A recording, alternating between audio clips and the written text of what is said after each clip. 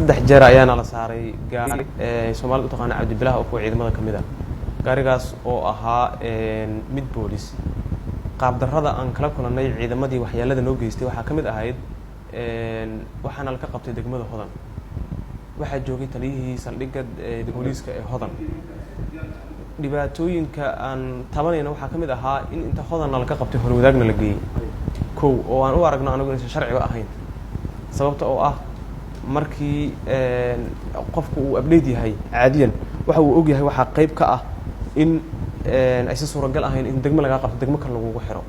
because meesha wax ka dhaceen waa degmadaas saldhigga leedahay okay inta kadib waxa dhacday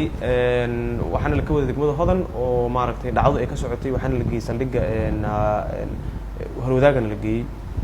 raggii oobiga joogay oo iyaguna dhar cad ahaa oo booliska ka tirsanaa waxay iyaguna nagala dhaqmeen si fool xun sababta oo ah inagu bahaahin maanan ahayn oo jidana la ka kaxeeyay familaan leenahay ugu yaraan waxaan xaq u leenahay inaan ogeysiino dadkeena in la xiray waxay aan ka dalbanay inay telefoonana saan u wacano ehelkeena oo ogeysiino inaan xiranahay bedelkeeda waxay noogu bedeleen aflagaado inaga oo taas tabanayna waxaa nala ku xiray meel aan ku habboonayn dad wariyaashu dadka kale waxba ma dheer laakiin waxaan kala jeedaa meel aan ku habboonayn ugu yaraan qof dambi galay meel lagu xirana la ku xiray anaga saa daraadeed tabashooyinka halkaas joogeen waxa soo haray taliyihii dhacdada soo sameeyay anagu ciidamada marna uma arkin qalad galeen sababtu waxay tahay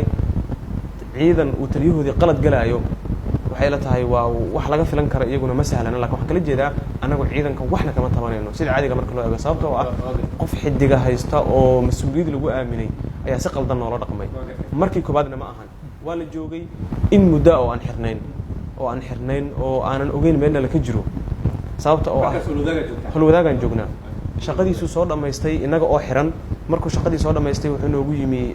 saldhigu yimi sidana loo sheegay in cabaara oo uu nastay kadib waxa dhacday in uu yiri hal ii soo bixiyay wariyaashii waana la soo bixiyay xafiiska uu ku shaqeeyana la kugu geeyay si wuxuu noola hadlay akhlaaqda ka fog hadana waa la joogay waxaan kala kulmaynay shakhsigaasna xiray darajada sareysa wata wax aan aqligu maaragtay saliimka uusan ogolaanayn laakiin inagoo markasta ixtiraamayna sharciga iyo wada noolaashaha ayaan go'aansanay in inagu noqono maaragtay dad ogol markaas waxa loo meerinayo sababtuna waxay ahayd inagu hub ma sidano laakiin isagu hub sitaa wuu noo gacan qaaday waa ninka dhammaan taliyaha ahaa anigaan kula hadlaaya jirkaygan waxa ku yaala maartay juga isagu ii geystay iyo dhaawac iga muuqanayo si shakhsi askarta ku geysatay ugu dambeeyay isaga si shakhsi igu geystay gacanteedan midigu labiis gacan isugu geeyay maanan ahayn dambiile tuug ma aanan ahayn wuu imaroojiyay xaq ma aanan lahayn markii koobaad ma aysan ahayn inaan waan isku sheegay gacan buu ii qaaday waxaan ku iri sharciga ilaali gacantaada iga daa wuu ka biyo diiday markii ugu horeysana ma ahan wuxuu damcay inuu telefoonadiisa iga qaado waan ka diiday inuu iga qaado because waxay halkan saldhig ma ahan waad i ceebaysanaysaa iga leexo sharcina uma liidin aniga i handado ama gacan ii qaado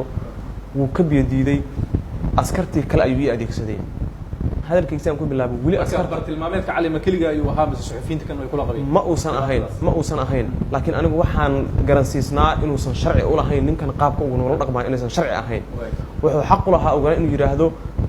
markan anaa meeshan ka talinay waxaan idin arkaa xaaladda aan wadno iyo shaqadan ku jirno inaad anti ku tihiin ama aad ka soo horjeedaan saa daraadeed waa la idin haynaya ogaan waa xirantiina nagu yiraahdo inagu sharciga kama soo horjeedno laakiin si qaldan buu noola dhaqmay sargaalkaas ma ahan markii ugu horeysay oo shakhsiyan uu gacan saaro waa markii labaad waxaan kale waxyaabo aan tabanaya ku jira markaan saldhigga ugu nimid qofku sida shakhsiga waa aflagaadiyay anigu ahaa marka waxaan leedahay si gooniyaha la ii bartilmaameedsaday mar kale iyo mar saddexaad iyo mar tobanaad ku celinaya askartu ma aysan qaldanayn laakiin ninka hoggaanka u ah oo Shucayb lagu magacaabo oo darajo qofka wataahi dadka uu ixtiraamo laakiin asaga ixtiraamka laga waayay ayuu nagu sameeyay iguna sameeyay